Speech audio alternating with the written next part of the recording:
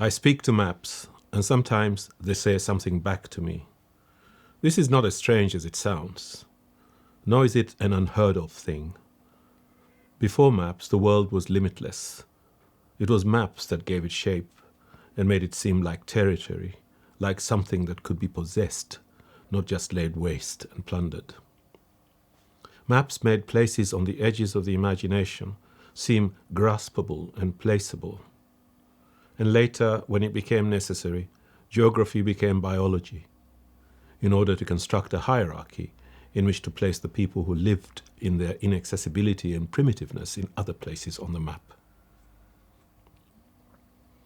The first map I saw, though I must have seen others in innocence before that, was one a teacher showed us when we were 7 years old. I was 7 anyway, even if I can't say for certain about the ages of the multitude which shared this experience with me. There or thereabouts anyway.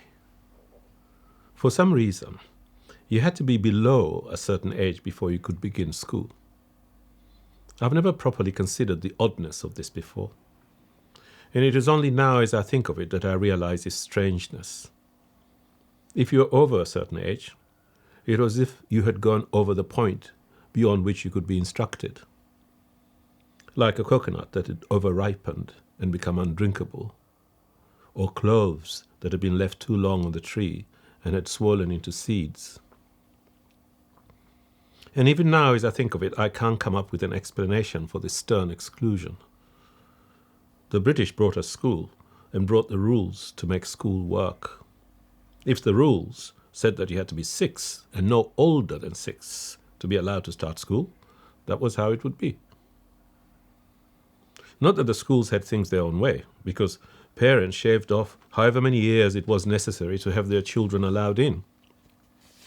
Birth certificate? They were poor, ignorant people and never bothered to obtain one, which was why they wanted their son to go to school, so he wouldn't end up a beast like them. In our own lives, everyone had been going to Chuoni for generations. Chuoni. That was where we went to learn the Alif Bete, so we could read the Quran and listen to the miraculous events which befell the Prophet throughout his lifetime. Sallallahu alayhi.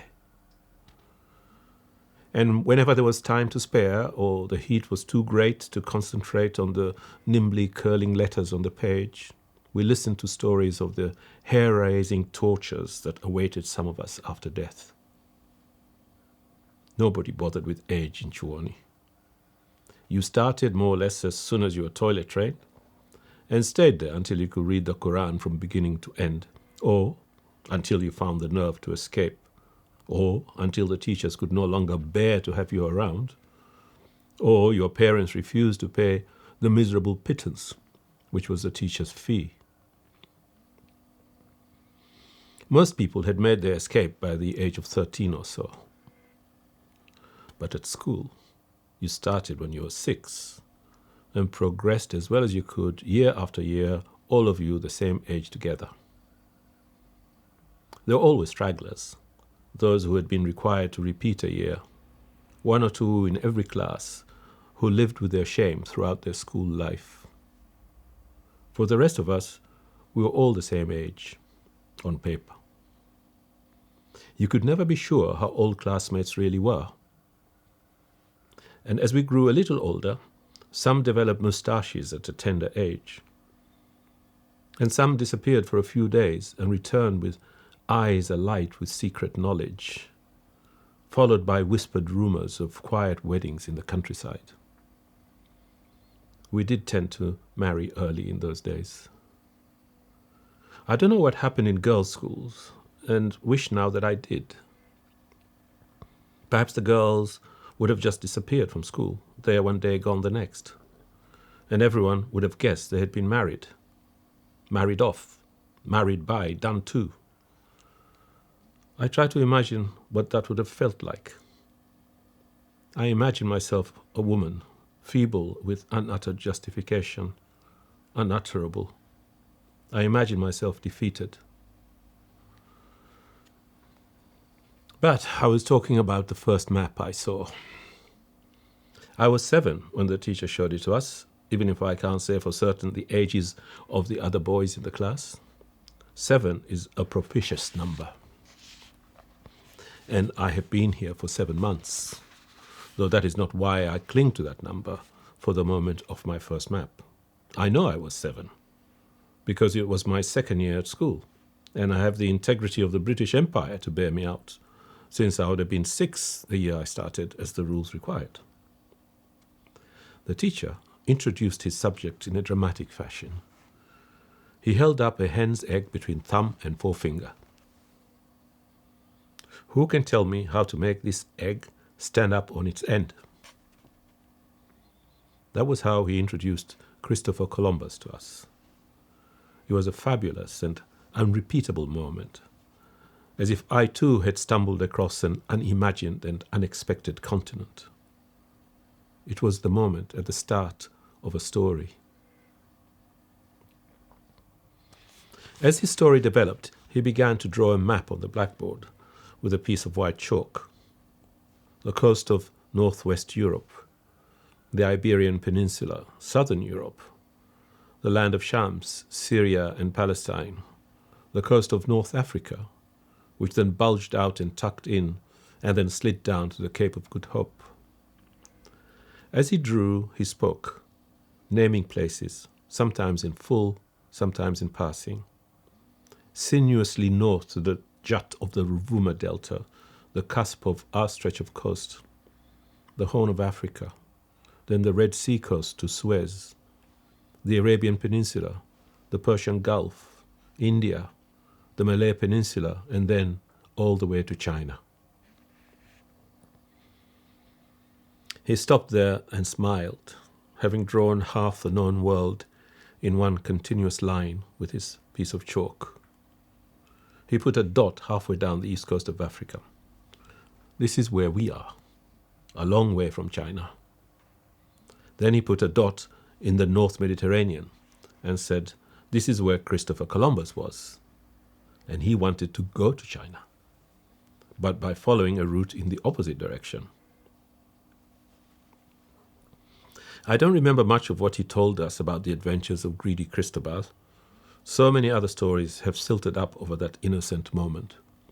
But I remember that he said that Columbus set out on his voyage the same year as the fall of Granada and the expulsion of Muslims from Andalus. These names too were new to me, as were so many of the others, but he said them with such reverence and longing. The fall of Granada and the expulsion of Muslims from Andalus, that I have never lost the moment. I see him now, a short, plump man dressed in a kanzu, kofia, and a faded brown jacket, his face pitted with smallpox scars, yet composed into a look of forbearance and tolerance. And I remember the fluency with which he created an image of the world for us. My first map. The egg? This was the story. The sailors on Columbus's ships had never sailed west into the Atlantic. Nobody had. For all anyone knew, the ocean suddenly ended and its waters fell into a gigantic chasm and then traveled through caverns and gorges under the earth to a depthless pool infested with monsters and devils. Then also, the journey was long and difficult.